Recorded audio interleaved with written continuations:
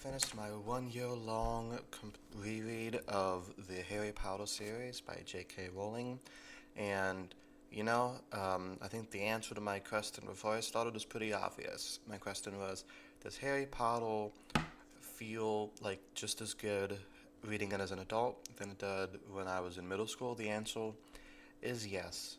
Yes, it does. It's fantastic. In fact, I think I don't know, when I was younger, there's definitely more magic to it, more escapist. But now reading it as an adult, you feel like you get a lot of the deeper themes presented through it, as well as you get to appreciate the character development more. So there's pros and cons to both eras of my life when I read these books. But yeah, now I'm going to be talking about The Deathly Hallows, which I think is probably the strongest book just because it's very hard to wrap up a series. Just ask George R. R. Martin. He hasn't. um, and you have some really good finales like Breaking Bad or The Sopranos, or you have very bad finales like Game of Thrones, Seinfeld. So it's very hard to nail the finale, and I think Rowling does that spectacularly. This is one of my favorite finales ever. Um, right up there with Return of the King, I think. It's so this book kind of deviates from the formula of the first six books. Hogwarts is not really seen for the first 70% of this book. Hogwarts is not even seen, and they don't go to school this year. They skip school to hunt down the Horcruxes, which really shakes up the formula.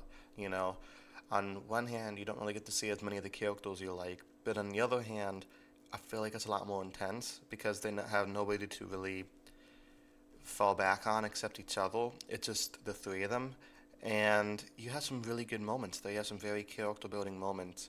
The relationship between Ron and Hermione is very well established at this point, and the resolution is really good.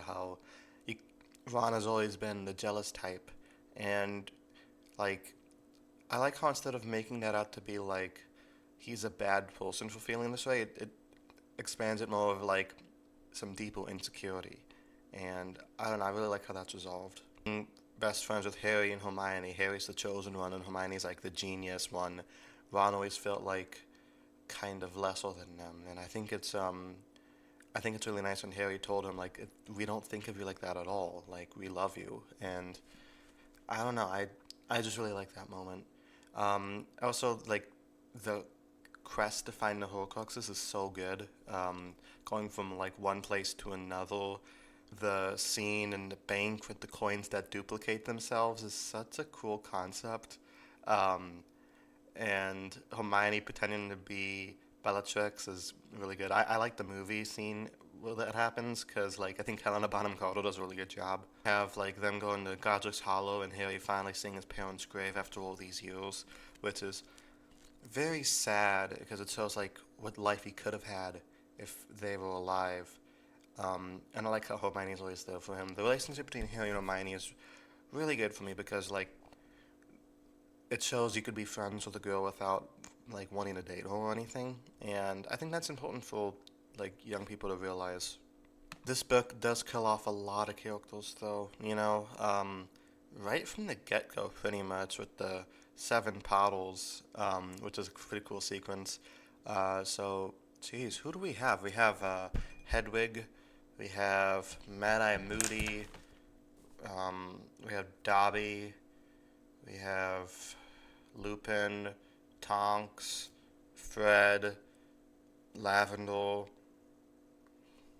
Yeah, seven people die in this. Oh, I mean, besides the bad guys, but for the goodies, seven people die. And I kind of like that. I like when I feel really morbid saying that. Well, I like when characters die, but it raises the stakes. And I like how they don't magically come back to life, or like they don't have a fake out death, or you think they're dead, but they're not really dead. I think that's a problem with modern Star Wars, especially noticed it in the Book of Boba Fett and that kind of stuff, or The Rise of Skywalker, where a character can't just stay dead; they have to come back. And I think when that happens, the writers play it a little safe. Rowling, she doesn't like playing things safe. Like, you're dead, you're dead, you're dead. Very sadistic in this book, but I think it makes for good drama because it shows, like, if anybody could die, even Harry dies in this book, technically. Um, if anybody could die, then the stakes are higher. You actually care about the characters more if, like, you're afraid they're gonna die. Harry is so good in this book. A lot of people have criticized Harry for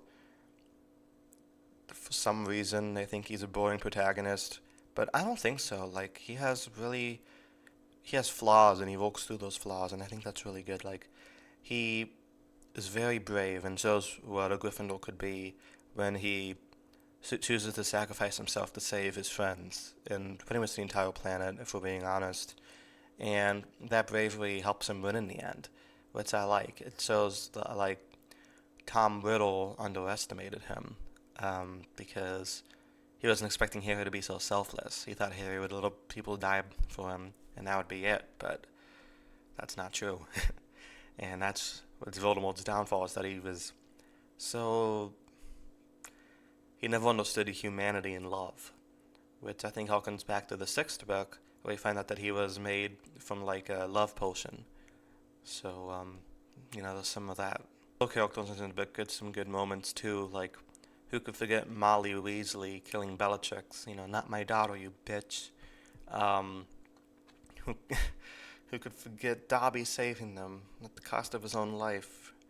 Uh, who could forget McGonagall going up against Snape? Forget Neville cutting the snake in half. Like, every character in this book gets some good moments. Luna shows, like, not only is she clever, but she's also very brave, which I think she would have been a good Gryffindor if she wasn't chosen into Ravenclaw. Um, I don't know, just a lot of people get moments in this. Ginny gets some good moments. Um, if I do have one criticism about this book, though, is that it kind of ends pretty quickly. I would have liked it to go Return of the King style and kind of go on after the final battle just to see how everybody copes with it. This book doesn't really do that. It kind of just ends, and then 19 years later. But I kind of like how Return of the King did it, where they show, like, how each of the main characters dealt with the final battle. That, like, emotionally. I think that would have been kind of cool. It's not too late. Rowling could make another Harry Potter book, something short. You don't really need conflict in it. Just kind of like how these characters rebuild and kind of move on from these tragedies, and how the Wizarding World rebuilds itself. Um, I don't want to talk about The Cursed Child. I read that when it came out, and I was extremely disappointed. Um, I don't want to talk about that book, but maybe Rowling can make another one. It doesn't have to be a huge world-ending conflict. Just so these characters cope. So yeah, thank you guys so much for watching these videos over the past year, and let me know what your favorite Harry Potter book is. Mine is either 5 or 7, I would say. Pretty close though. Thank you guys once again, and until next time, peace.